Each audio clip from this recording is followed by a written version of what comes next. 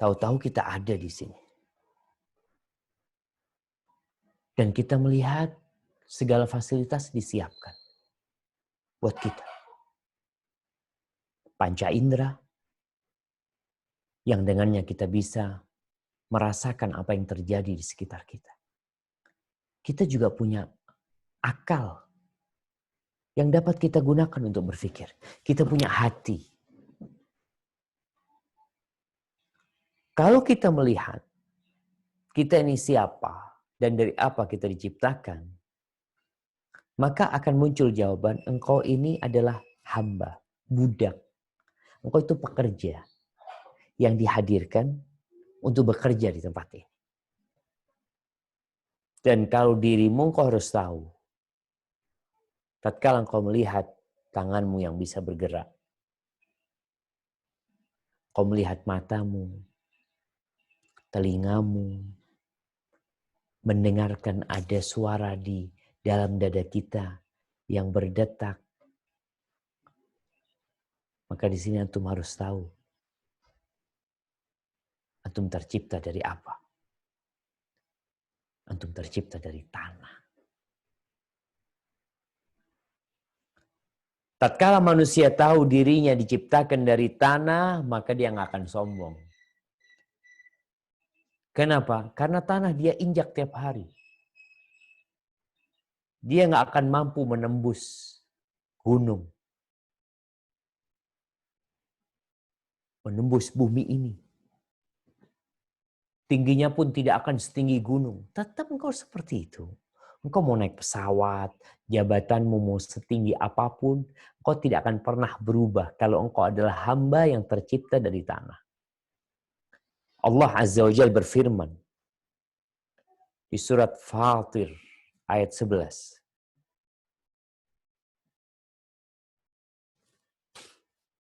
Nah, silakan dibaca. Surat Fatir ayat 11.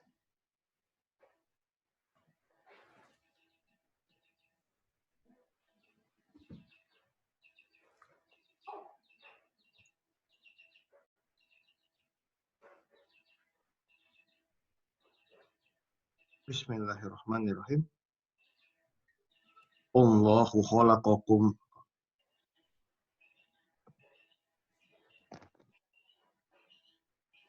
Nah, Wallahu khalaqakum min turabin summa min nutfatin summa ja'alakum azwaja.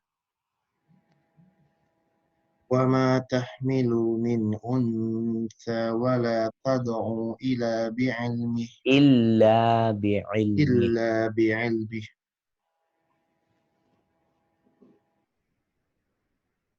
وما يعمر من معمر ولا ينقص من عمره إلا في كتاب إن ذلك على الله يسير.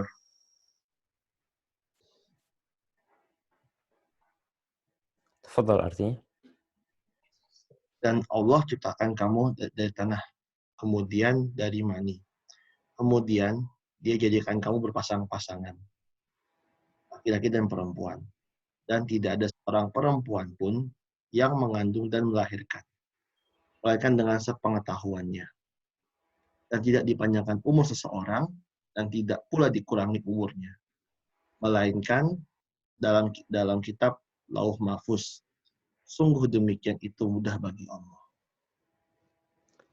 Barakallahu fikum. Allah menjelaskan tentang siapa kita dan dari apa kita. Ternyata kita ini diciptakan oleh Allah Azza wa Jalla. Dari apa? Dari tanah. Kemudian dari air mani yang juga diambil dari saripati tanah. Kemudian tidak ada mereka yang hamil, yang mengandung kecuali dengan ilmu Allah Azza wa Jalla dan atas izinnya. Bahkan tatkala dia berumur 120 hari telah ditetapkan rizkinya, ajalnya, syaqiyun am sa'id. Semua sudah ditentukan. Semua fasilitas diberikan kepada dia. Umurnya ada yang panjang, ada yang pendek. Semua ketentuan Allah Azza wa Jalla. Nih kita lihat kondisi COVID-19. Kenapa ada yang sembuh, kenapa ada yang mati? Kenapa yang mati ada yang tua, ada yang muda? Bukankah dia seharusnya punya kesempatan untuk menjadi tua lagi? Nggak ada yang tahu itu kecuali Allah Azza wa Jalla. Maka Allah mengajak manusia untuk merenungkan tentang dirinya. Engkau itu siapa gitu? Lalu apa tujuanmu ada di tempat ini? Karena banyak manusia yang salah menjadi budak. Sehingga jadi budaknya harta, jadi budaknya tahta, jadi budaknya ya jabatan dia, wanita. Padahal dia tidaklah diciptakan oleh harta. Tidak pula oleh tahta. Semua itu seharusnya ada di tangan dia. Dan dia tetap mengabdi kepada yang menciptakan dirinya. Sebagaimana kita lihat orang yang dikasih pekerjaan jadi manajer oleh owner perusahaan. Sampai kapanpun dia adalah anak buah owner ini. Engkau itu cuma kerja. Maka jangan sampai lupa dengan kenapa engkau ada dan untuk apa sebenarnya. Allah mengajak manusia untuk merenung. Di surat At-Tur ayat 35. Coba dibaca.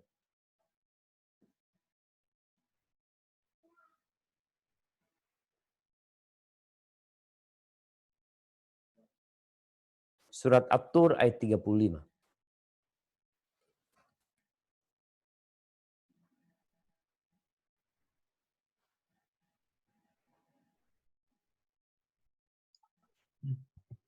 Surah 35. Bismillahirrahmanirrahim. Am khuliqu min ghairi syai'in am humul khaliqun.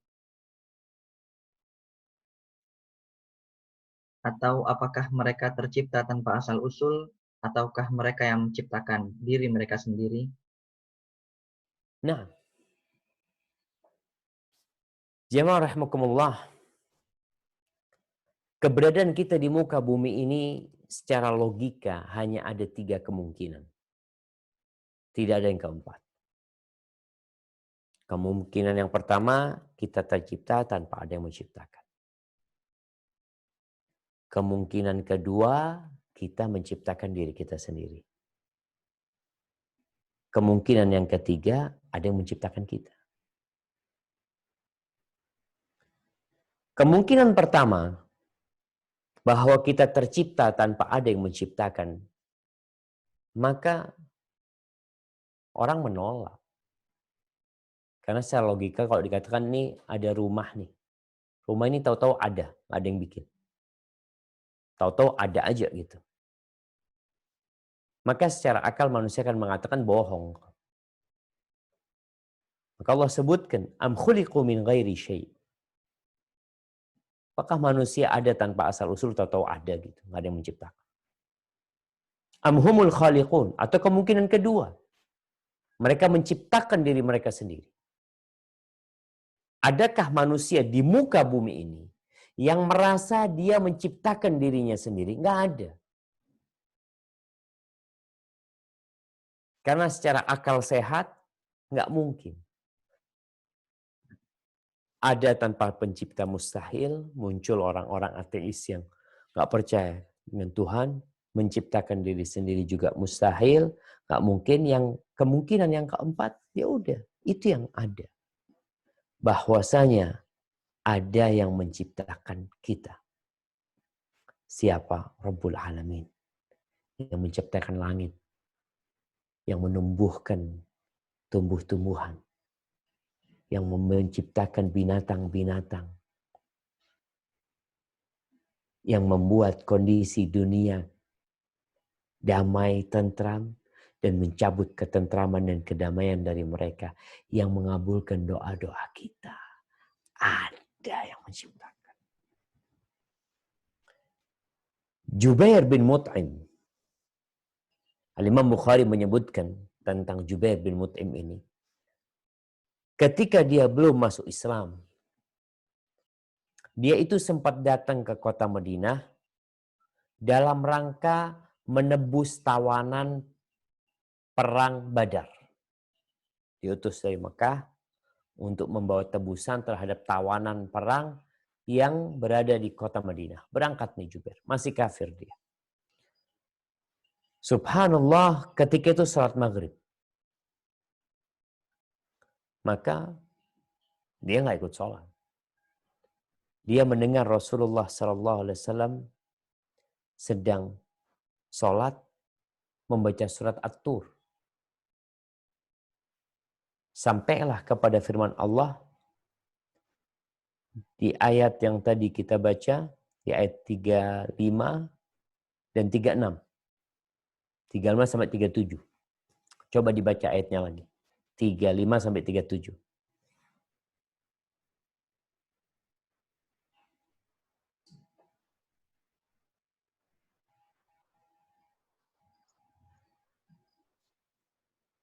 A'udzubillahi minasyaitonirrajim. Am khuliqu min ghairi syai'in am humul khaliqun. Am khalaqus samawati wal arda bal la yuqinun. Am 'indahum khazainu rabbika am humul musaytirun. Atau apakah mereka tercipta tanpa asal-usul, ataukah mereka yang menciptakan diri mereka sendiri? Ataukah mereka telah menciptakan langit dan bumi? Sebenarnya mereka tidak meyakini apa yang mereka katakan. Ataukah di sisi mereka ada perbendaharaan Tuhanmu? Ataukah mereka yang berkuasa?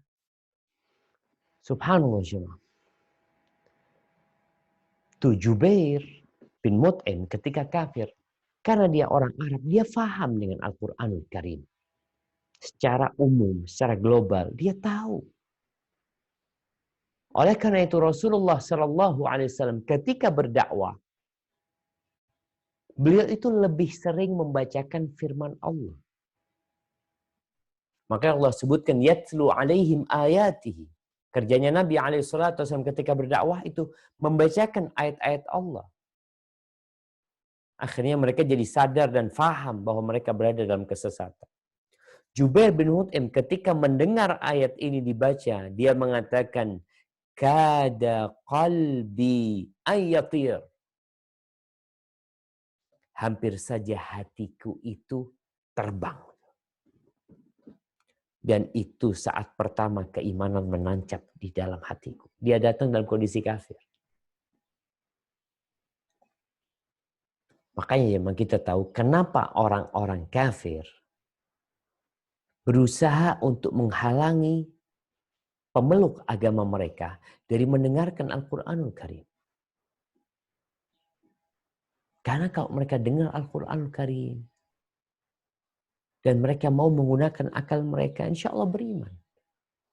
Bahkan orang-orang musyrikin itu tatkala ada orang datang ke kota Mekah sebelum Nabi SAW hijrah, itu dikasih tahu hati-hati jangan mendengar apapun dari Muhammad SAW. Dia itu penyihir.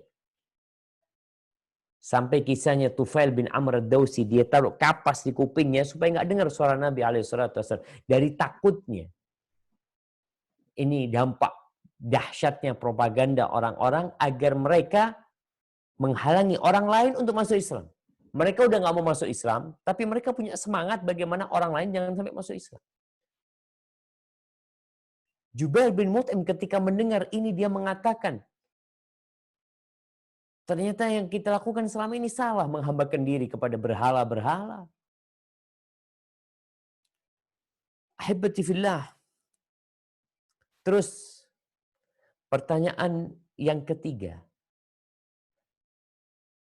Ada apa kita di sini? Kenapa kita diciptakan? Untuk apa kita diletakkan di muka bumi ini? Apakah untuk membangun gedung-gedung yang tinggi? Apakah untuk mengumpulkan harta? Sedangkan kita melihat Ada yang kaya, ada yang miskin.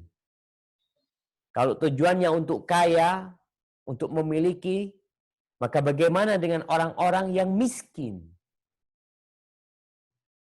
Apakah engkau diciptakan untuk menikah? Bagaimana dengan yang belum menikah atau mati dalam kondisi masih jomblo? Manusia berpikir. Perbedaan strata sosial yang ada di masyarakat. Bencana-bencana yang terjadi. Tindakan-tindakan kriminal yang diperbuat oleh manusia di muka bumi ini semua memaksa dia untuk berpikir, kenapa aku diciptakan? Ada apa sebenarnya?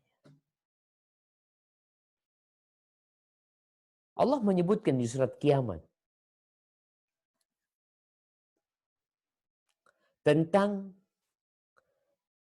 perkiraan manusia ini. Yang dia berpikir, ya kita hidup ini cuma seperti ini. Makan, minum, nanti mati. Selesai. Maka Allah ajak dia merenung. Di surat Kiamat ayat 36 sampai terakhir. Allah mengajak manusia lagi untuk menggunakan akalnya.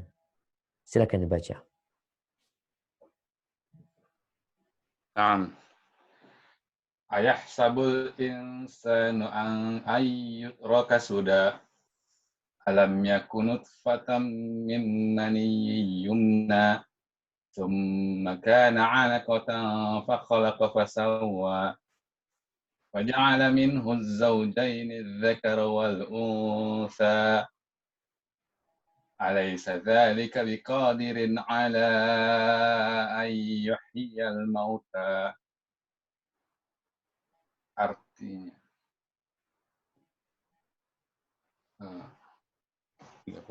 apakah manusia mengira dia akan dibiarkan begitu saja tanpa pertanggungjawaban? Bukankah dia mulanya hanya setetes mani yang ditumpahkan ke dalam rahim? Kemudian mani itu menjadi sesuatu yang melekat. Lalu Allah menciptakannya dan menyempurnakannya. Lalu dia menjadikan darinya sepasang laki-laki dan perempuan. Bukankah Allah yang berbuat demikian berkuasa pula menghidupkan orang mati? Barakallahu fikum. Tuh. Ada yang mendustakan hari kebangkitan. Ada yang masih berpikir bahwasanya kehidupan dunia ini selesai dengan kematian, udah habis. Dia hidup di dunia tanpa aturan. Dibiarkan sia-sia begitu saja. Nggak mungkin. Allah Azza wa Jalla menciptakan kita dengan satu tujuan. Dan di sini para orang tua memiliki kewajiban untuk menanamkan tujuan hidup kepada anak-anak. Karena ada orang tua yang orientasinya dunia. Anaknya disuruh kerja, suruh berangkat ke luar negeri. Ketika anaknya mau nikah, tunggu dulu nak, nanti menikah. Kau harus punya rumah dulu, harus punya mobil dulu. Ini pertanda bahwa si orang tua tidak menanamkan kepada anaknya, kenapa engkau diciptakan? Allah Azza wa Jalla dengan jelas menyebutkan bahwa tujuan diciptakannya bangsa jin dan manusia itu satu. Di surat Adz-Dzariyat yang kita udah hafal semuanya insya Allah. Ayat 56-58 ketika Allah mengatakan wa ma khalaqtul jinna wal insa illa liya'budun ma uridu minhum min rizqin wa ma uridu an yut'imun innallaha huwar razzaq dzul quwwatil matin. Kata Allah, dan tidaklah aku ciptakan bangsa jin dan manusia. Ana, antum, orang tua kita, anak kita, tetangga kita, seluruh manusia yang ada di muka bumi ini, yang jumlahnya 7 miliar lebih, tujuannya satu diciptakan oleh Allah Azza wa Jalla, yaitu liya'budun, agar mereka mentauhidkan aku, agar mereka beribadah kepadaku, agar mereka mengabdi kepadaku. Bagaimana kita tidak mengabdi kepada yang telah berbuat baik kepada kita? Ama manusia yang pernah berbuat baik kepada kita, mungkin kebaikan dia besar, dia pernah kasih uang sama kita tatkala kita susah, memberikan uang sebesar 1 miliar, 2 miliar, 3 miliar, dia memberikan rumah sama kita, memberikan mobil sama kita, maka kita secara alami akan berterima kasih sama dia, membalas budi dia. Padahal cuma fulus dikasih.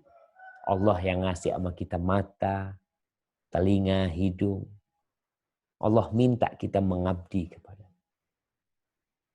Kata Allah, aku tidak perlu atau tidak menghendaki rizki sedikit pun dari manusia. Kerja engkau capek-capek mau kasih rizki sama Allah Azza wa Jal. Atau mau kasih makan, seperti di beberapa daerah kita lihat ada sesajen yang diberikan umpamanya. Allah sebutkan ma uridu minhum min rizqin wa ma uridu ayyut'imun. Kenapa? Innallaha huwar razzaq dzul quwwatil matin. Allah lah yang memberikan rizki. Engkau itu hidup dengan rizki dari Allah Azza wa Jalla. Maka tugasmu hanya mengabdi kepada Allah. Laksanakan perintah Allah. Jauhi larangannya. Ahibati fillah. Tapi kita harus tahu bahwa tatkala Allah menciptakan kita, Allah tuh nggak perlu sama kita. Tatkala Allah memerintahkan kepada kita untuk beribadah, untuk mengabdi kepada Allah, bukan karena Allah butuh sama kita. Jadi hubungan kita dengan pencipta itu tidak seperti hubungan kita dengan perusahaan tempat kerja kita. Hubungan kita dengan tempat kerja itu saling memanfaatkan. Mutualisme. Dia dapat manfaat, Anda dapat manfaat. Tapi sama Allah enggak seperti itu. Kalau antum sholat, Allah dapat manfaat. Enggak. Kalau antum di perusahaan nggak kerja, perusahaan bisa tutup. Apalagi kalau jabatan antum sudah manajer. Manajernya libur 1 bulan. Nggak ada yang ngurusin anak buahnya. Itu membahayakan. Tapi buat Allah Azza wa Jal, subhanallah. Allah nggak perlu sama kita. Allah sebutkan di dalam Al-Quran Karim. Di surat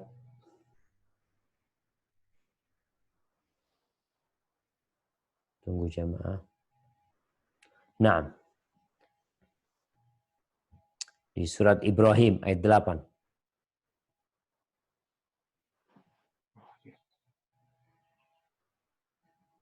Tafadhal.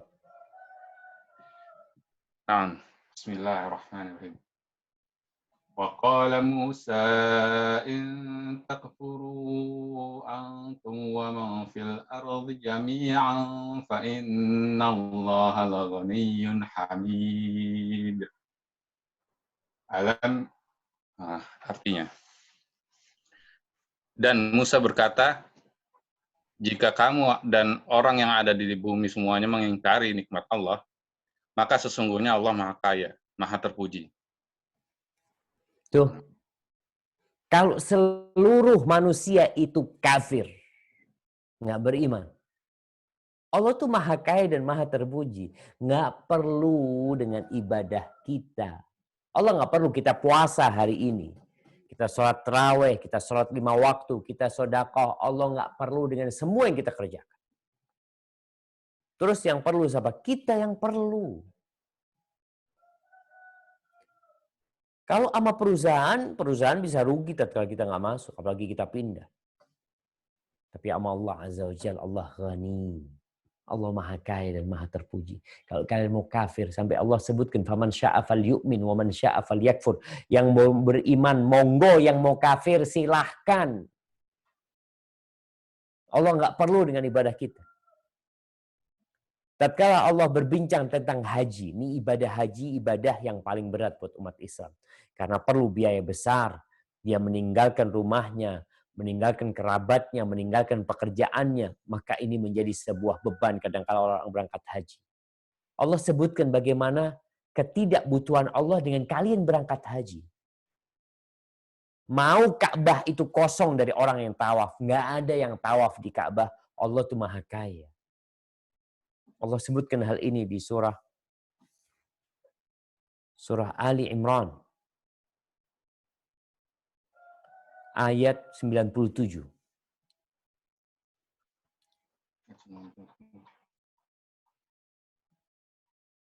Nah, silakan.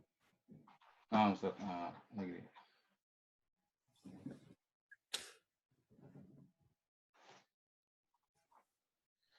Fihi ayatum bayyinatum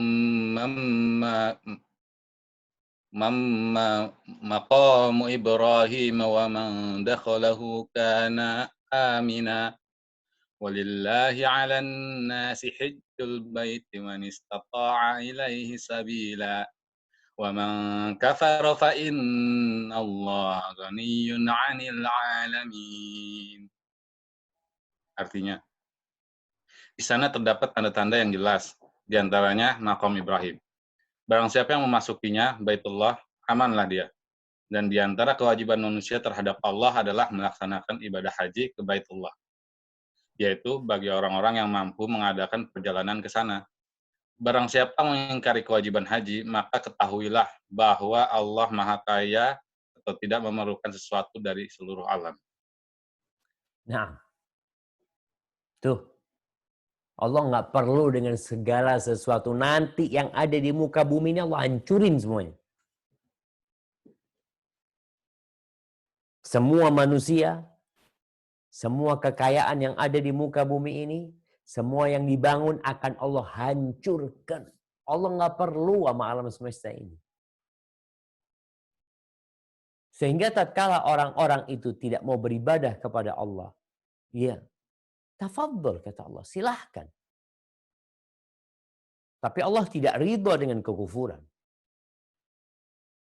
Allah ancam yang melakukan kekufuran. Karena tidak taat dan patuh dengan aturan yang dibuat. Kita melihat manusia begitu taat dan patuh dengan aturan yang dibuat oleh sebuah negara. Harus masuk pakai paspor, harus pakai visa. Taat sekali sama perusahaan dia. Dikatakan kamu mulai besok masuk jam 7, sebelum jam 7 udah datang.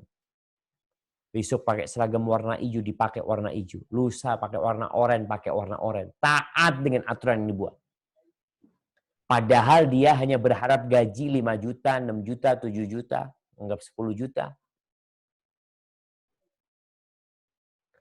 Dalam sebuah hadis qudsi, Allah Azza wa Jalla berfirman, Ya ibadi, innakum lan tablughu dhurri fatadhurruni. Walan tablughu naf'i fatanfa'uni. Wahai hamba-hambaku, sesungguhnya kalian tidak akan mampu mencapai tingkat yang dapat membahayakanku. Dan tidak pula mampu mencapai tingkat yang memberi manfaat kepadaku. Nggak antum bisa membahayakan Allah, wala antum bisa memberikan manfaat sama Allah Azza wa Jalla. Antum siapa? Tadi kita tanyakan, antum itu siapa? Antum tercipta dari apa? Antum punya apa? Sehingga antum dapat membahayakan Allah atau memberikan manfaat. Antum nggak punya apa-apa kita. Bahkan kalau bicara kekuatan manusia dibandingkan dengan makhluk Allah yang lainnya, subhanallah. Bandingkan kekuatan antum sama ayam. Ayam lahir langsung bisa jalan. Kalau bicara penciuman antum, bandingkan penciuman antum dengan penciuman anjing. Mata antum, bandingkan dengan mata burung elang. Fisik antum, bandingkan dengan fisik semut. Semut itu bisa ngangkat berapa kali dari beban tubuhnya. Kita itu makhluk yang lemah. Terus antum jadi lupa ketika antum tercipta dari tanah. Sehingga berjalan di muka bumi ini dengan kesombongan. Seakan-akan antum akan hidup selama-lamanya. Man anta? Kau siapa? Maka Allah sebutkan. Lalu Allah katakan, "Lau anna awwalakum wa akhirakum wa insakum wa jinnakum kanu ala atqa qalbi rajulin wahidin minkum ma zada dzalika fi mulki syai'a." Wahai hamba-hambaku, ingat kalian hambaku, kata Allah. Andai kata yang pertama sampai yang terakhir, dari yang pertama sampai yang terakhir, baik itu bangsa jin atau manusia, dari awal Nabi Adam sampai nanti akhir manusia itu berada di level ketakwaan, di tingkat ketakwaan orang yang paling bertakwa di antara kalian. Kita tahu orang yang paling bertakwa di antara kita itu Nabi Muhammad SAW. Andai kata seluruh umat manusia plus bangsa jin, hatinya seperti hatinya Nabi Muhammad SAW, apa kata Allah? Ma zada dzalika fi mulki syai'a. Itu tidak akan menambahi kerajaanku sedikit pun. Tidak akan membuat Allah semakin terhormat, semakin kaya, gara-gara orang-orang itu semuanya beribadah seperti ibadahnya Rasulullah SAW. Enggak, kata Allah. Terus Allah katakan sebaliknya. Lau anna awwalakum wa akhirakum wa insakum wa jinnakum kanu ala afjari qalbi rajulin wahidin minkum ma naqasa dzalika min mulki syai'a. Andai kata yang pertama sampai yang terakhir dari bangsa jin dan manusia, mereka berada di tingkat kejahatan orang yang paling jahat hatinya di antara kalian. Di antara manusia yang paling jahat adalah Fir'aun yang mengatakan, Ana rabbukumul a'la. Aku adalah Rabb kalian yang paling tinggi. Andai kata seluruh umat manusia itu seperti Fir'aun, kelakuannya, keyakinannya, apa kata Allah? Itu tidak akan mengurangi dari kerajaanku sedikit pun. Lalu Allah sebutkan tentang kekayaannya. Supaya antum sadar. Antum nih kalau dihitung pakai oksigen dari lahir sampai sekarang, berapa antum harus bayar? Kalau kita tahu yang namanya ginjal yang bertugas untuk mencuci darah.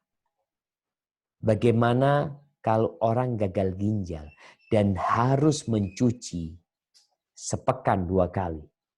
Sekarang antum 40 tahun nggak pernah mencuci darah antum. Sekarang antum umurnya 50 tahun, ada yang 60 tahun, antum pakai terus tuh ginjal. Jantung. Bagaimana Allah bikin saluran-saluran di jantung itu lancar sehingga antum bisa hidup berapa tahun.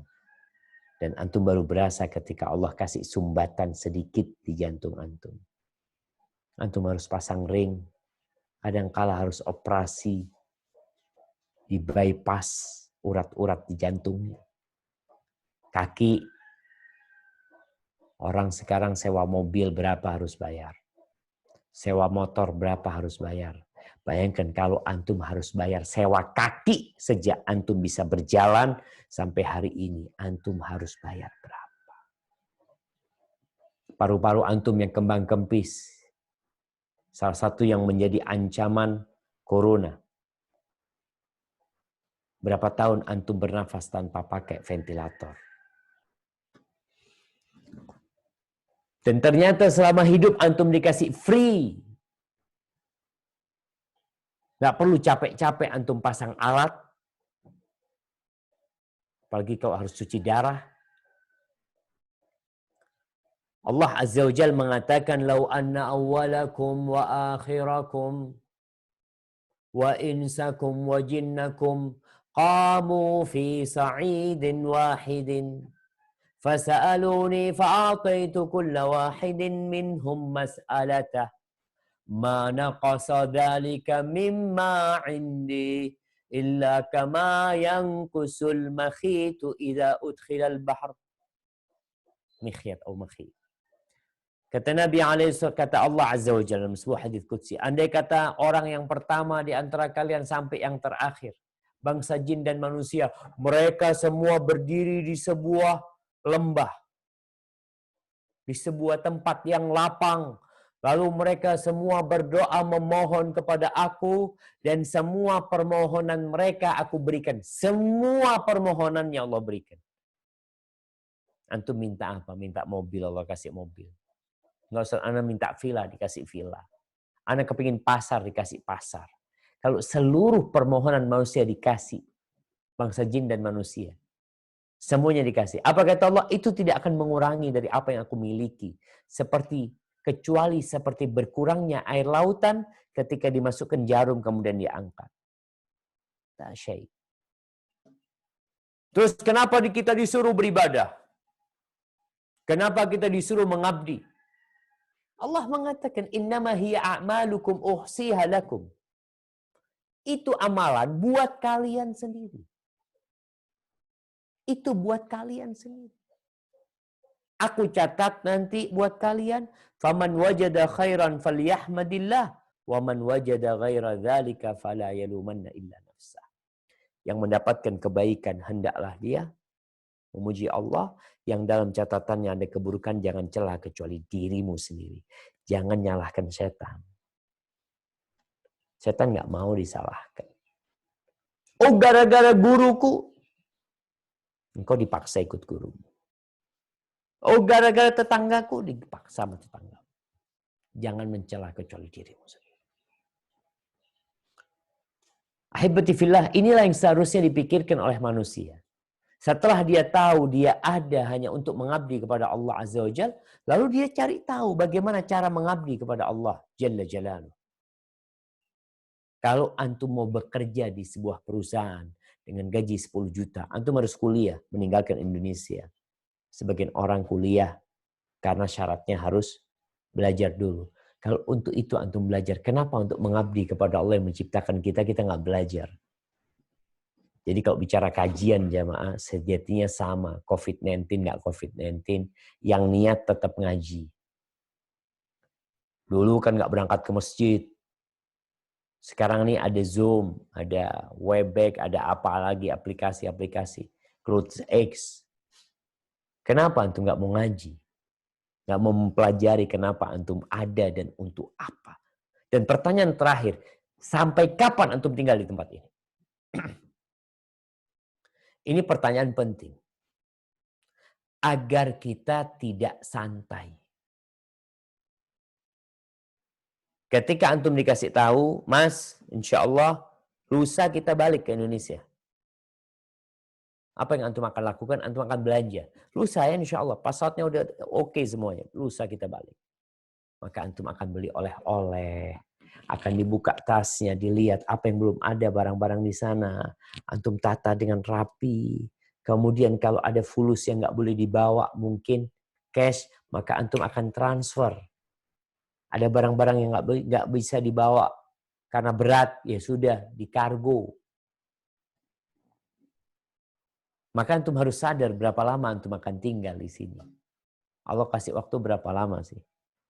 Subhanallah. Allah sebutkan di surat Mu'min ayat 67.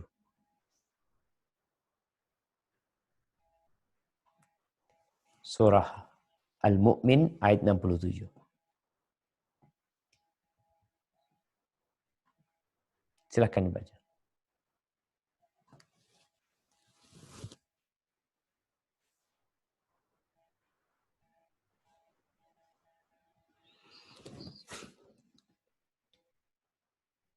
Dapat surat Mu'min. Apa boleh ulang sebelum? Apa boleh ulang? Jadi Mukmin itu.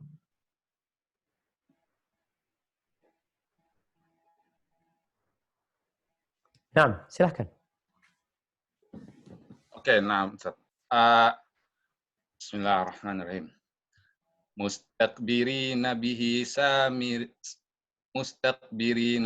samiran yahjurun. Surat apa? Al-Mu'minun ayat 23. Artinya? Surat bukan Al-Mu'minun. Surat, maka yang tadi ketemu nggak surat Mukmin? Surat Mukmin itu nama lainnya surat Ghafir. Bukan Al-Mu'minun. Surat Mukmin nama lainnya surat Ghafir. Nama lainnya adalah Mukmin, bukan Al-Mu'minun. Ayat ke berapa? Ayat 67.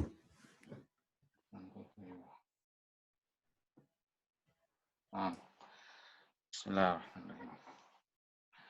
Huwallazi khalaqakum min turabin thumma min nutfatin thumma min 'alaqah thumma yukhrijukum tiflan thumma litablughu ashuddakum thumma litakunu syuyukha wa minkum man yutawaffa min qabl وَلِتَبْلُغُوا أَجَلًا مُّسَمًّى وَلَعَلَّكُمْ تَعْقِلُونَ. Artinya, Dialah yang menciptakanmu dari tanah, kemudian dari setetes mani, lalu dari segumpal darah, kemudian kamu dilahirkan sebagai seorang anak. Kemudian dibiarkan kamu sampai dewasa, lalu menjadi tua. Tetapi di antara kamu ada yang dimatikan sebelum itu. Kami perbuat demikian agar kamu sampai kepada kurun waktu yang ditentukan, agar kamu mengerti. Barakallahu fikum. Ini kondisi kehidupan. Allah jelaskan dengan nyata. Allah yang menciptakan kita dari tanah, kemudian dari nutfah, dari air mani, kemudian dari darah yang menempel, kemudian Allah keluarkan kita jadi bayi. Allah. Bukan siapa-siapa. Bukan mesin, tapi Allah yang melakukan itu. Tsumma litablughu ashuddakum. Kemudian ada yang bisa sampai dewasa, ada yang sampai tua, tapi ada yang dimatikan sebelum itu. Ada yang waktunya pendek sekali, belum keluar ke dunia udah mati duluan. Seperti bayi-bayi yang gugur umpamanya. Belum keluar udah mati. Bahkan ada yang mati di dalam perut ibunya. Ada yang mati ketika masih bayi. Baru sehari keluar mati. Umurnya hanya sehari. Ada yang umurnya sebulan. Ada yang umurnya 2 bulan. Ada yang umur 3 tahun mati. Ada yang umur 10 tahun mati. Ada yang masih muda belia udah mati. Ada yang tua-tua nggak mati. Tapi pada akhirnya mereka mati. Maka Allah melakukan ini agar kalian mau memikirkan, kok kayak gini kehidupan ini ya. Ada apa sebenarnya? Kenapa fulan mati duluan? Padahal fulan itu lebih muda dari ana. Ana ini udah tua. Berapa banyak orang-orang di malam pengantin, subhanallah, meninggal. Ada anak-anak yang diharapkan panjang umur oleh orang tuanya tua renta, anaknya mati duluan. Waktu kita terbatas. Dan Nabi SAW menjelaskan tentang waktu manusia di muka bumi ini. Beliau mengatakan, a'maru ummati baina 60 wa 70. Umur umatku antara 60 sampai 70. Wa aqalluhum man yajuzu dzalika. Sedikit yang lewat dari sana. Ini yang umurnya sampai tua. Tapi tadi Allah sebutkan. Ada yang belum keluar ke muka bumi ini udah mati. Ada yang anak-anak mati, ada yang remaja. Tapi kalau orang tua, umur umat Nabi SAW antara 60 sampai 70. Maka ketika antum sudah tahu siapa antum. Antum mau jadi abdi negara, antum mau raja, antum mau presiden, antum mau menteri, antum mau gubernur, antum mau bupati, apapun jabatan antum, ada sebuah jabatan yang melengket di diri kita, yaitu kita hamba Allah Azza wa Jalla. Yang seharusnya tidak berbuat kecuali sesuai dengan arahan pimpinannya, arahan pemiliknya, arahan penciptanya. Tuh anak buah yang bagus kayak gitu tuh. Makanya ketika Rasulullah SAW mengajarkan doa pelipur lara, apa kata beliau? Hamba mengatakan, Allahumma anta rabbi wa ana abduka ibnu abdika ibnu amatik. Ya Allah, Engkau adalah Rabbku yang menciptakan aku, yang memberikan segalanya kepadaku. Hanya Engkau yang berhak disembah, ya Allah. Dan aku adalah hamba-Mu. Aku ini putra hamba-Mu dan putra hamba perempuanmu. Garis keturunanku ini gak ada yang raja. Semuanya hamba dan budak. Semuanya. Dan kita harus sadar. Antum itu abdinya Allah. Abdullah. Hambanya Allah. Gak punya apa-apa. Makanya Allah mau ambil apa yang ada pada diri antum. Seluruh manusia di muka bumi ini gak ada yang bisa bantuin antum. Tuh nyawanya mau diambil sama Allah Jalla Jalaluh. Berangkat ke dokter, pasang ventilator, pasang segala yang mungkin dapat mengembalikan ruh antum. Kalau udah diambil yang ada inna lillah. Kami semua milik Allah wa inna ilaihi raji'un. Maka saatnya sekarang hamba-hamba ini menyadari engkau itu budak tercipta dari tanah. Pernah ada seorang alim ulama lewat depan rumah di malam hari, lagi begadang orangnya dengan alat-alat musik, rame mereka di sana. Akhirnya alim ulama ini mengetuk pintu rumah itu. Diketuk pintu rumah. Tahu-tahu keluar budak perempuan. Bosnya sibuk di dalam. Keluar ini budak perempuan, ditanya sama yang mengetuk pintu ini. Dia bertanya, yang punya rumah ini hurrun am abdun? Orang merdeka atau budak? Kata budak ini, ya orang merdeka lah. Oh, pantas dia melakukan itu. Terus ditinggal. Budak perempuannya masuk lagi ke rumah. Ditanya sama pemiliknya. Siapa tadi yang ketok pintu? Orang lewat aja tadi. Ngapain dia? Dia cuma tanya. Apa pertanyaannya? Dia mengatakan yang punya rumah ini orang merdeka apa budak? Aku katakan orang merdeka. Terus dia bilang, ya pantas kalau orang merdeka melakukan itu. Tersadar ini pemilik rumah itu, jemaah. Langsung dia kejar itu orang alim. Dia tanya, apa maksudmu? Kata dia. Dia katakan, maka aku tanya, kalau kau budak, engkau tidak akan berbuat kecuali sesuai dengan arahan dan aturan pemilikmu. Tapi kalau engkau orang merdeka, ya bebas berbuat apa saja. Sedangkan kita semua ini abidullah. Kita ini budaknya Allah. Kita ini hambanya Allah. Kita nggak punya apa-apa. Apa yang kau miliki? Akhirnya orang ini bertobat. Maka yang mengetahui jati diri kita, itu menjadi awal permulaan kita berubah jadi lebih baik. Biasanya ada orang-orang yang bertobat ketika dikasih penyakit sama Allah. Ketika dikasih musibah. Karena dia tahu ternyata aku nggak mampu berbuat apa-apa. Berangkat ke dokter, dokter angkat tangan. Berangkat ke sana, dokter angkat tangan. Pertanda bahwa aku bukan pemilik diriku sendiri, tapi aku dimiliki. Dialah yang memberikan itu penyakit kepada aku. Itu kita. Kita itu budak. Dan kita diciptakan untuk mengabdi kepada Allah Azza wa Jalla. Tinggal sekarang, antum mau sadar enggak kalau antum budak? Sekaya apapun antum. Ya kalau kita lihat orang-orang yang terkaya di dunia, sampai batasannya selesai dia. Fulusnya semua ditinggal sama dia. Tapi memang ada kondisi-kondisi manusia yang mengatakan, mereka mengatakan, wa ma yuhlikuna illa ad-dahr.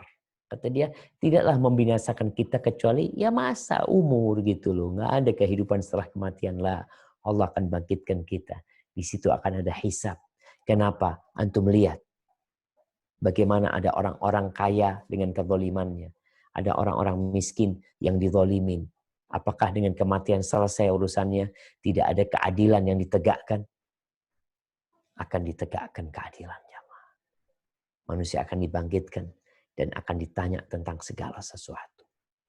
Sehingga seorang mukmin itu nggak mungkin bunuh diri dia. Kalau kita dengar di Jerman ya, kalau nggak salah di Jerman, betul nggak? Salah satu menteri keuangan atau ekonomi di daerah mana, di wilayah mana itu yang bunuh diri, betul nggak? Itu dia bunuh diri, dia pikir selesai, anak bunuh diri selesai. Karena dalam benak dia, aku harus tanggung jawab ini. Sedangkan kondisinya rumit. Dengan aku mati selesai. Itu orang nggak tahu bahwa engkau diciptakan untuk mengabdi kepada Allah Azza wa Jalla. Yang menurunkan bala itu Allah dan yang mengangkatnya adalah Allah Azza wa Jalla. Dan setelah kematian kau akan dibangkitkan dan akan ditanya tentang segala sesuatu. Hadza wallahu a'lam bishawab. Mungkin itu yang bisa kita kaji pada kesempatan kali ini. Mungkin kita masuk ke sesi tanya jawab. Nah, tafadhol. Jazakumullah khairan Ustaz. Semoga Allah membalas kebaikan antum dan juga teman-teman tim. Insyaallah, sebagaimana telah kita sampaikan tadi di awal, bahwa kita membuka sesi tanya jawab. Jika ada yang ingin bertanya secara langsung, kita persilahkan untuk menggunakan fitur raise hand supaya kita bisa lihat siapa yang ingin bertanya. Sebelumnya ini sudah masuk beberapa pertanyaan Ustadz, dan kita sudah sortir, kita rangkum menjadi sementara 2 pertanyaan. Yang pertama Ustadz, bagaimana cara kita menasehati kakak atau saudara yang waliyadzubillah murtad ketika menikah dengan pasangannya, dan ini fenomena ini banyak ditemukan juga baik itu di Jerman maupun teman-teman di Swedia juga ada yang mengatakan hal yang sama. Bahkan ada yang tinggal satu rumah tanpa ikatan pernikahan dan memiliki anak. Sedangkan kita sangat terbebani melihat keadaan seperti itu. Bagaimana sikap yang harus kita lakukan, sedangkan ketika kita mengingatkan seakan-akan diacuhkan gitu kan. Jazakumullah khairan. Barakallahu fiikum, subhanallah jemaah. Oh ya. Kenapa terjadi seperti itu? Karena dia nggak tahu kenapa dia ada dan untuk apa dia ada.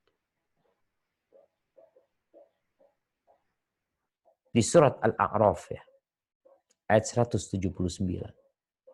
Coba dibaca. Di surat Al-A'raf ayat 179.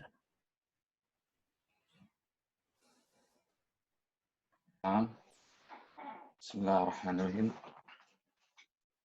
Walaqad dzara'na li jahannama katsiran minal jinni wal ins lahum qulubun la yafqahuna biha wa lahum a'yunun la yubsiruna biha wa lahum adhanun la yasma'una biha ulaika kal an'ami bal hum adall ulaika humul ghafilun. Artinya, dan sungguh akan kami isi neraka jahanam banyak dari kalangan jin dan manusia. Mereka memiliki hati tetapi tidak dipergunakannya untuk memahami ayat-ayat Allah. Dan mereka memiliki mata tetapi tidak dipergunakannya untuk melihat tanda-tanda kekuasaan Allah. Dan mereka mempunyai telinga, tetapi tidak dipergunakannya untuk mendengarkan ayat-ayat Allah. Mereka seperti hewan ternak, bahkan lebih sesat lagi. Mereka itulah orang-orang yang lengah. Barakallahu fikum jamaah. Ini kondisinya. Ada manusia-manusia yang summum, bukmun, umyun, fahum la yubsirun. Tuli, dikasih nasihat nggak mau, bisu, ngomongnya nggak jelas, buta.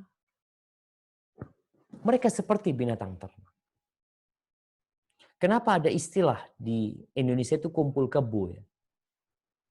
Kumpul kebo karena memang kerbau seperti itu. Kumpul tanpa ikatan pernikahan untuk masalah mereka ya sudah punya anak, punya itu ya kerbau nggak ada nikah, wala apa. Kemudian kalau bicara menikah dengan non-muslim yang kemudian mengantarkan muslim jadi murtad.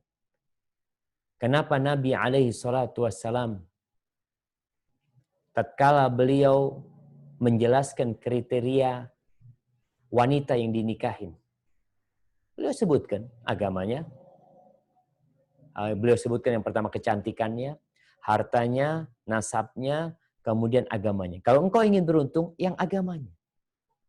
Namun ternyata ada manusia yang tidak ingin beruntung. Dia ingin sengsara dengan pernikahannya. Dia ingin merana dengan pernikahannya. Orang menikah untuk mendapatkan kedamaian, ketentraman, mendapatkan surga di rumahnya. Tapi gara-gara apa yang diarahkan oleh Nabi SAW, agama tidak dilihat, akhirnya ya dia pun pindah agama. Na'udzubillah, dia jadi murtad. Apakah ketika dia murtad dia berbahagia? Na'udzubillah, dia akan semakin sengsara. Dan ada juga orang-orang yang berusaha untuk memurtadkan muslim atau muslimah dengan jalur pernikahan ini. Ketika awal pacaran, na'udzubillah min dzalik, itu awalnya dari sana biasanya. Pacaran, kemudian pacaran non-muslim. Mereka mengatakan, aku mau kalau engkau masuk ke agamaku, aku mau menikah kepadamu. Dalam bayangan dia, nih perempuan cantik atau nih laki-laki tampan ya, untuk memperbaiki keturunan ini, itu semua. Yang dia lihat hanya dunia. Wallahi jamaah, dunia ini, kata Nabi SAW, seperti makanan yang disuguhkan. Kita lihat ya, restoran makanannya enak. Kemudian antum makan, jadi apa? Jadi kotoran. Seperti itu dunia. Walaupun mau dihiasi, walaupun mau diperindah dengan berbagai macam hal, jadi kotoran. Maka sekarang tugas kita adalah menjaga keimanan kita. Dengan cara belajar. Yang kedua, cari kawan yang benar. Ciptakan lingkungan yang mendukung. Kenapa disyariatkan hijrah sebenarnya sih? Kenapa disyariatkan hijrah? Jamaah.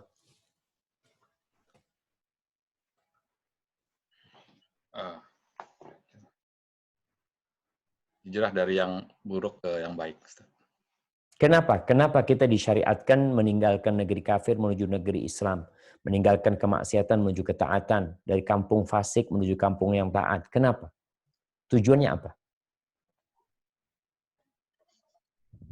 Supaya bisa lebih leluasa menghambakan diri kepada Allah. Supaya antum selamat.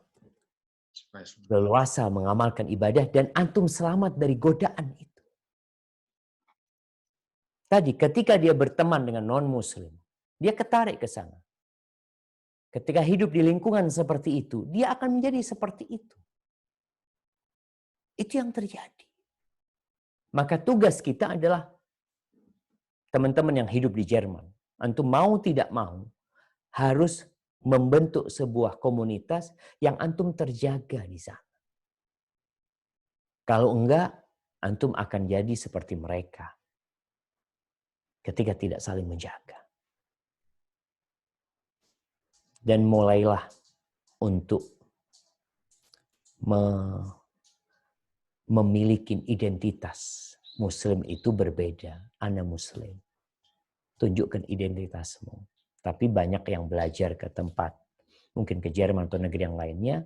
Memang nggak ada tujuan akhirat. Sekedar untuk urusan dunia. Padahal seharusnya yang kau niatkan ya untuk kebaikan akhiratmu. Kalau untuk kebaikan dunia aja, dunianya akan ditinggalkan. Maka buat kita yang melihat kawan-kawan seperti itu, yang perlu adalah memberikan nasihat kepada mereka. Dengan cara menguatkan keimanan mereka. Bukan mengatakan ini haram, ini dosa ya. Tapi bagaimana mengingatkan mereka kepada Allah Azza wa Jal. Ingatkan fulan mamanya mati, fulan telah mati. Saudaraku, kita akan menyusul insya Allah. Cepat atau lambat. Kita nggak bawa apa-apa. Hanya amalan yang kita bawa. Mungkin seperti itu jamaah. Dan antum ketika berpikir laki-laki menikahi wanita Nasroniyah, ahlul kitab. Memang diperbolehkan. Tapi antum beresiko besar. Tatkala antum tidak mampu membawa dia kepada Allah Azza wa Jalla. Bahkan anak-anak antum nantinya jadi ikut agama ibunya umpamanya. maka antum akan bertanggung jawab di hadapan Allah Azza wa Jalla karena salah memilih pasangan hidup. Padahal Allah mengatakan, ya ayyuhalladzina amanu qu anfusakum wa ahlikum nar. Wahai orang-orang beriman, jagalah diri kalian dan keluarga kalian dari api neraka.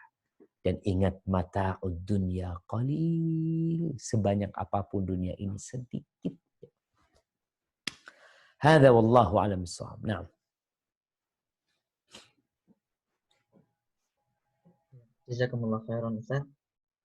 Wa iyyakum. Ya. Kemudian pertanyaan selanjutnya yang sudah kita sunting tadi, ini sebenarnya di luar tema Ustaz, tapi semoga bisa diluruskan.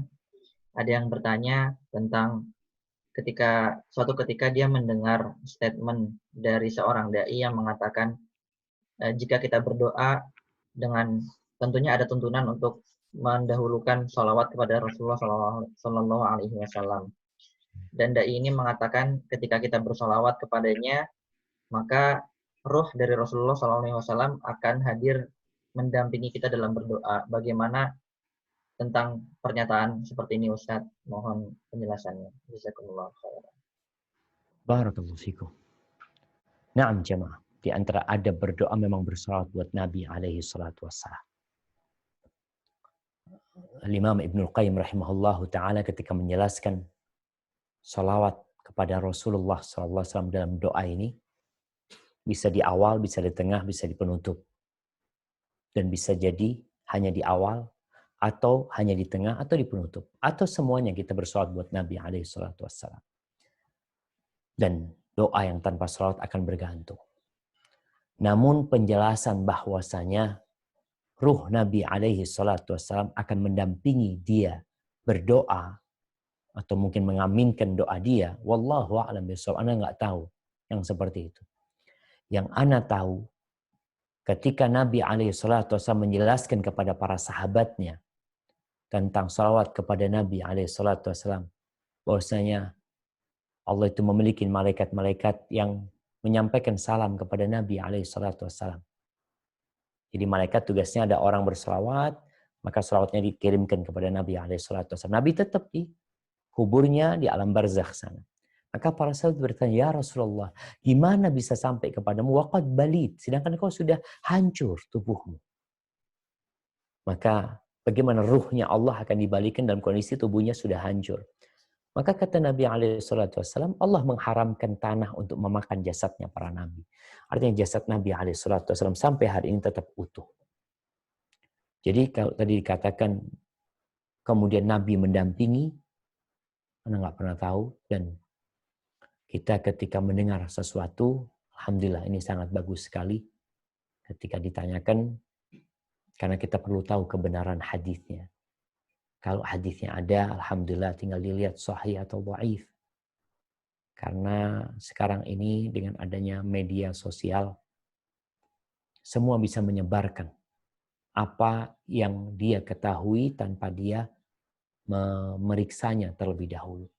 Artinya ketika kita salawat buat Nabi SAW, sebagai bentuk terima kasih kita kepada Nabi SAW. Dan Allah yang menyuruh kita bersalawat buat Nabi SAW. Bukan berarti Nabi ikut ruhnya datang kepada kita, kemudian berdoa kepada kita, sedangkan kita tahu seluruh umat di penjuru dunia bersalawat kepada Nabi SAW. Dalam sholatnya pun beliau, umat Islam bersalawat kepada Nabi SAW, maka bagaimana hal itu bisa terjadi? Mohon nanti dicek dulu hadisnya, kebenarannya, sehingga kita tidak mudah-mudah mengatasnamakan Rasulullah SAW padahal beliau tidak menyampaikan hal itu. Apalagi hadisnya adalah hadis yang dhaif atau palsu, maka kita harus berhati-hati ketika menyampaikannya. Hada wallahu a'lam bissawab. Jazakumullah khairan Ustaz. Selanjutnya ini ada yang ingin bertanya secara langsung.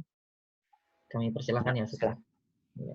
Kepada Mbak Yul Essen Jerman. Sudah saya unmute ya. Assalamualaikum Ustaz. Bismillah. Berkaitan dengan jawaban Ustaz. Berkaitan dengan jawaban Ustaz tadi, kami kan sebagai hamba Allah tentu meyakini sifat Allah rububiyah mengenai rezeki dan juga mengenai pasangan hidup. Dan kebetulan takdir Allah menempatkan kita mendapat rezeki di Jerman dan juga mendapatkan pasangan hidup orang Jerman misalnya. Dan dulu mungkin kita tidak pernah belajar atau memang Alfa memahami hal-hal seperti yang tadi Ustadz bilang, misalnya kita harus pindah dari negeri kafir ini, tapi bagaimana dengan takdir Allah yang menempatkan kita di sini di Jerman dan menghadapi semua seperti tadi ya teman-teman yang berpindah agama atau keadaan suami yang belum bisa memahami penuh secara Islam. Apakah kita menentang takdir Allah ini, ataukah memang ini merupakan suatu hukuman bagi Allah terhadap kita ditempatkan di negara kafir, bersuamikan orang Jerman yang tidak bisa memahami agama, misalnya Ustadz. Kemudian, apakah itu hukuman bagi kita? Ataukah kita harus menghadapi takdir Allah ini yang merupakan sudah ditulis di Lafzul Mauzud? Bagaimana kita mau keluar dari negara kafir ini kalau memang suami kita atau takdir kita, rezeki kita memang kuliah kita memang di Jerman ini, Ustadz. Bagaimana kita menghadapi itu? Bagaimana kita bisa beristiqomah juga menjalankan Islam secara kafah dan menjadi khalifah bagi Islam di negeri ini. Terima kasih, Ustaz. Barakallahu fikum. Subhanallah jamaah. Ya, ada banyak pertanyaan sebenarnya dari apa yang dikemukakan oleh Ibu tadi. Yang pertama berkaitan dengan tinggal di negeri kafir. Para ulama menyebutkan ada rukhsah mungkin. Hukum asalnya tetap harus keluar dari negeri kafir. Tapi tatkala di sana bisa menegakkan agama Allah Azza wa Jal dan ada manfaat secara agama yang dia dapat berikan bukan hanya untuk urusan perut dan yang di bawah perutnya, tapi keberadaan dia memang memberikan manfaat, menunjukkan keindahan Islam dan dia juga di tempat itu bisa dengan mudah menegakkan agama Allah dan dia selamat dari fitnah yang ada. Maka di sini sebagian ulama membolehkan dia untuk tetap berada di tempat itu. Tapi kalau enggak, maka di sini disyariatkan hijrah. Artinya ke tempat itu karena ada hajat yang mendesak. Tapi kalau tidak ada, manusia itu dalam kehidupan ini disuruh milih. Engkau mau mengamalkan atau tidak? Mau tinggal di situ atau tidak? Berbeda dengan orang yang dipaksa. Orang yang dipaksa itu, hukum Allah itu diangkat. Allah tidak akan menghukum dia. Itu pertama masalah tinggal di tempat itu. Yang kedua berkaitan dengan takdir Allah Azza wa Jal. Kita nggak tahu takdir Allah Azza wa Jal sampai itu terjadi. Kemudian ketika itu terjadi, kita perlu melihat. Kalau ternyata itu dosa, maka kita nggak boleh mengatakan, ya sudah, kayaknya takdirnya ana berbuat dosa. Enggak. Karena orang yang melakukan dosa, dia akan dihukum, ada ancaman buat dia. Allah sudah menetapkan. Dan Allah memberikan kepada manusia pilihan. Dia bisa memilih. Walaupun semuanya sudah ditulis di Lauhul Mahfuz, tapi kita nggak tahu dengan tulisan tersebut. Maka kita diperintahkan untuk sholat, diperintahkan kalau bicara cari rizki. Kita lihat orang-orang mencari rizki. Memang tadi ada yang rizkinya di Jerman. Tapi ada orang yang memang rizkinya di Indonesia. Apakah ketika orang itu pindah dari Jerman ke Indonesia, rizki dia habis? Belum tentu. Bisa jadi pindah rizkinya ke sana. Seperti seorang anak umpamanya yang kerja di Jerman, lalu orang tuanya mengatakan, nak engkau pulang. Secara hukum agama, dia harus pulang. Ini kita bicara hukum agama. Mungkin sang anak akan berpikir, anak kerja apa di Indonesia? Yang ngasih rizki kepadamu di Jerman, itu yang akan ngasih rizki kepadamu di Indonesia. Apalagi engkau datang berbakti kepada orang tua, taat kepada Allah Azza wa Jalla. Maka ini yang perlu diperhatikan. Jadi ada pilihan buat manusia. Ketika menikah, Allah kasih pilihan. Kita nggak sembarangan, disuruh milih sama Nabi SAW. Ada fulan, seperti ini, seperti ini, seperti itu. Ketika seorang wanita datang kepada Nabi SAW, atau Nabi memberikan nasihat, ada dua lelaki yang meminang dia. Satu namanya Abu Jaham, yang satu Muawiyah. Nabi menjelaskan alaihi salatu wassalam, kalau Muawiyah orangnya seperti ini, Dia itu sa'luk lama lalahu, miskin nggak punya uang dia itu. Sebutkan Nabi SAW. Kalau Abu Jaham ini orangnya tidak meletakkan tongkat dari pundaknya. Kiasan dia suka safar atau kiasan dia suka memukul. Maka nikahilah Usama. Artinya manusia ada pilihan dalam hal ini. Tapi ketika sudah terjadi, ya udah mau gimana lagi. Namun, umpamanya tadi dikatakan, ketika kita mendapati pasangan hidup yang nggak sholat, umpamanya. Pasangan hidup yang mungkin dia melakukan tindakan-tindakan kekufuran dan kesyirikan. Apakah di dalam Islam kita bertahan atau kita boleh pisah? Ternyata masih ada pilihan. Engkau boleh gugat cerai. Meninggalkan pasangan hidupmu. Maka disyariatkan perceraian karena ada kondisi-kondisi yang memang lebih baik bercerai daripada berkumpul. Orang itu ingin baiti jannati. Tapi ketika rumahnya menjadi neraka, apakah dia akan mengatakan ini takdir Allah? Iya. Tapi engkau punya pilihan sekarang. Allah kasih pilihan. Engkau bertahan atau engkau bercerai. Jadi dalam semua hal itu, semua sudah ditulis oleh Allah Azza wa Jalla. Kita diperintahkan untuk melaksanakan aturan-aturan Allah Azza wa Jalla. Disuruh mamanya sholat. Nggak ada orang, mamanya anak nggak sholat, anak kayaknya takdir Allah, anak nggak sholat. Nggak ada. Engkau diperintahkan untuk sholat. Ketika engkau tidak melaksanakan kewajibanmu, maka engkau berdosa. Maka bagi kondisi saudari-saudara kita, atau saudara-saudara kita, yang kemudian dia menikah, mendapatkan pasangan hidup yang tidak sesuai. Yang pertama harus dia lakukan, dia istighfar. Bertobat kepada Allah Azza wa Jalla. Bisa jadi pasangan hidup itu memang hukuman Allah buat dia. Kenapa? Karena dia nggak nurut dengan aturan. Dikasih tahu nikahilah yang agamanya baik, dia tidak memikirkan yang agamanya baik. Itu jadi hukuman buat dia. Ya sudah, rasakan hukuman tersebut. Tapi engkau dengan bertobat memohon kepada Allah Azza wa Jalla. Terus gimana? Apakah harus bercerai? Tunggu dulu. Ada proses yang bisa dilakukan memperbaiki. Karena ada pasangan hidup yang memang, ya mungkin anak yang salah selama ini memilih pasangan hidup ya. Tapi anak akan mempertahankan rumah tangga anak akan berusaha untuk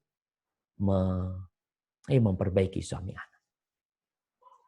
Ketika dilihat suaminya nggak bisa baik, apakah mau bertahan dengan suami seperti itu? Itu pilihan. Kecuali nggak bisa, Ustaz. Nggak ada perceraian di sini. Lain lagi. Dan kemudian jamaah, ada yang sebaliknya. Subhanallah. Ini di Swiss.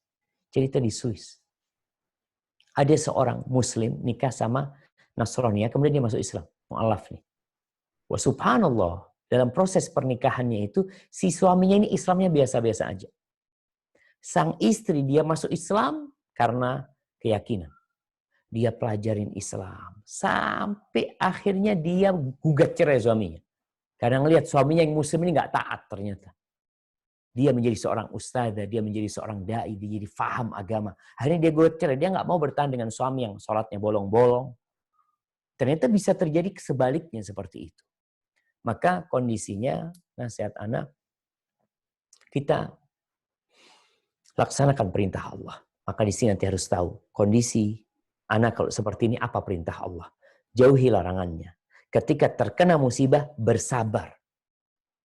Kita katakan ya qadarullah wa masya'fa. Udah takdir Allah Subhanahu wa taala. Artinya ada hal-hal yang tidak mungkin diperbaiki, ya mau gimana lagi? Tapi kalau masih bisa diperbaiki, engkau harus memperbaiki hal tersebut. Tapi kalau tidak bisa diperbaiki, mamanya ada sesuatu yang hilang. Rumah terbakar, ya udah mau diapain? Tapi kalau pasangan hidup yang nggak benar, mau diapain? Ya engkau punya perintah. Allah Azza wa Jalla harus diperbaiki. Wa tawasau bil haq wa tawasau bis sabr. Ketika nggak bisa diperbaiki, engkau masih punya hak lagi untuk gugat cerai umpamanya. Hadza wallahu a'lam bis-shawab ya. Jazakumullah khairan, Ustaz. Soalnya ini ada satu pertanyaan yang sudah kita pilih lagi, Ustaz. Barakallahu fiik. Bagaimana banyak statement di luar sana dari seorang muslim yang menunjukkan mungkin wallahu a'lam rasa iri terhadap negara-negara non-muslim yang mayoritas maju, damai, kualitas hidupnya tinggi. Juga ada statement negara-negara Eropa lebih islami daripada negara Islam sendiri karena negara Eropa ada nilai-nilai tepat waktu dan lain sebagainya. Bagaimana kita menilai dan menyikapinya, Ustadz? Jazakumullah khairan. Barakallahu fikum. Masya Allah jemaah. Iya. Ini berasal dari ungkapan ada seorang yang mengatakan, aku melihat Islam di Eropa dan aku tidak melihat umat Islam ada di sana. Gitu. Yang jadi pertanyaan, Islam itu apa?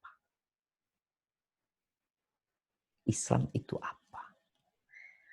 Kalau bicara Islam, yang pertama rukun Islam. Apa rukun Islam? Mentauhidkan Allah Azza wa Jalla. Mempercayai Rasulullah SAW. Apakah ada di negeri yang disebut? Nggak ada. Mendirikan sholat 5 waktu. Apakah ada di negeri tersebut? Nggak ada. Berpuasa di bulan Ramadan. Apakah penduduknya melaksanakan itu? Nggak ada. Islam yang mana yang kau maksud? Itu inti Islam. Bersyahadat, mentauhidkan Allah Azza wa Jalla. Ketika kita melihat berhala-berhala, patung-patung dewa yang berada di berbagai negeri yang dikatakan damai, aman, Islam yang mana? Syarat orang masuk Islam itu adalah la ilaha illallah. Asyhadu an la ilaha illallah, asyhadu anna Muhammad Rasulullah sallallahu alaihi wasallam. Itu kuncinya. Selama itu nggak ada Islam. Baik, kalau bicara akhlak, nah, ini mungkin yang dimaksud. Ada nilai-nilai. Baik.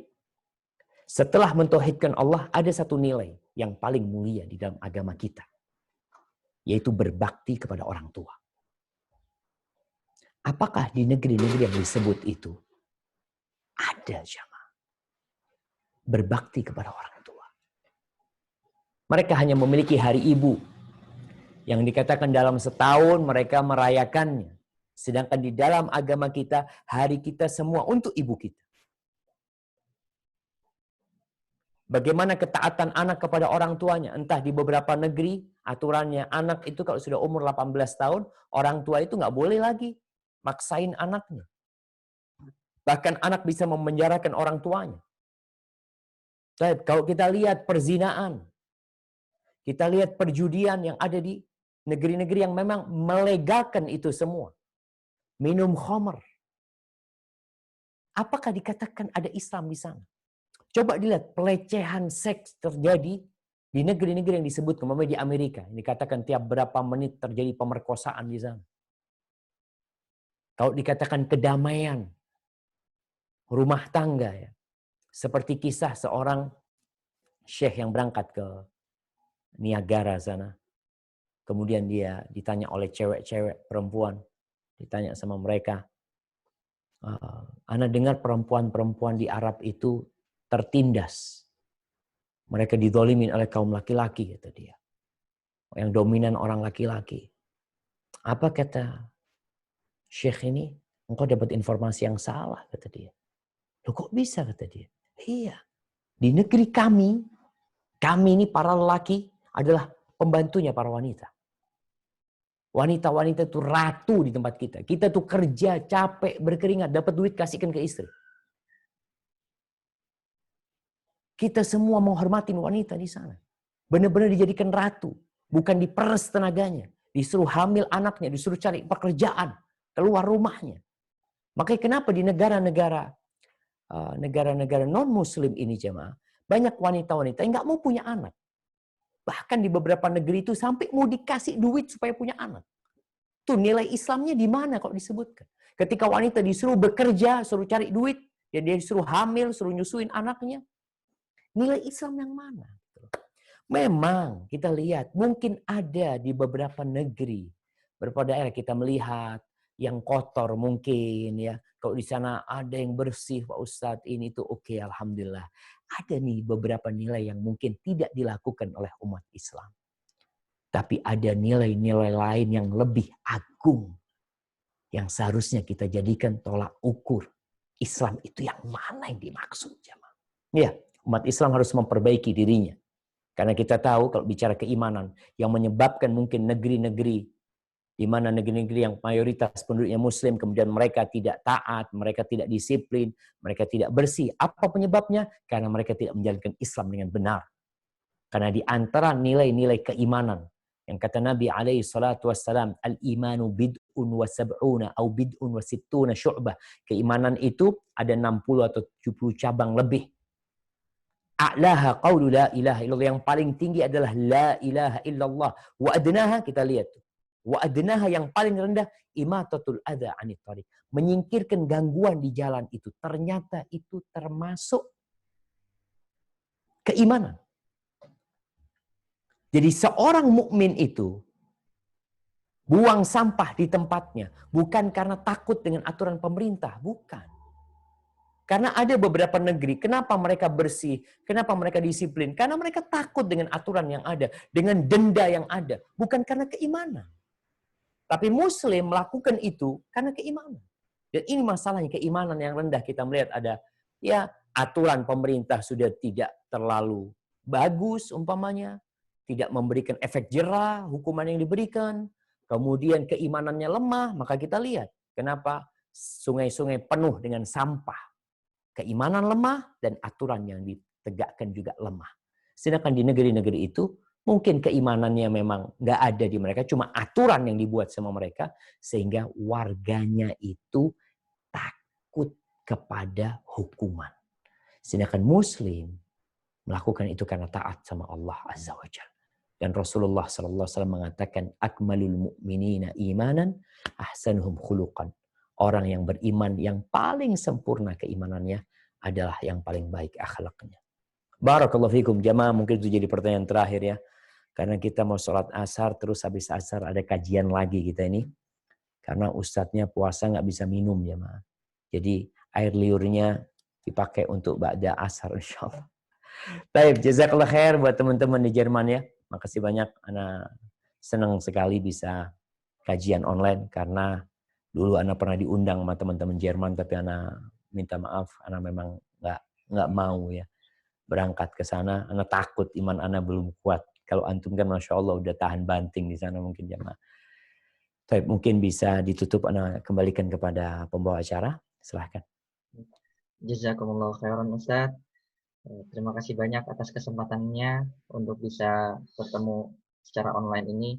Semoga Allah balas kebaikan antum dan Allah berkahi juga antum, keluarga beserta para tim yang mendukung dakwah antum di sana.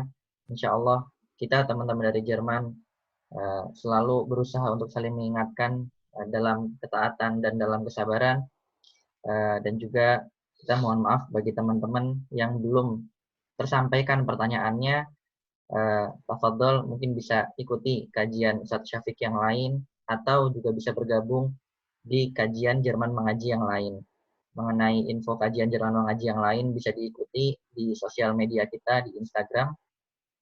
Tafadhol kalau misalnya bisa hadir dalam kajian yang lain, mungkin pertanyaannya bisa dijawab di kesempatan yang lain pula.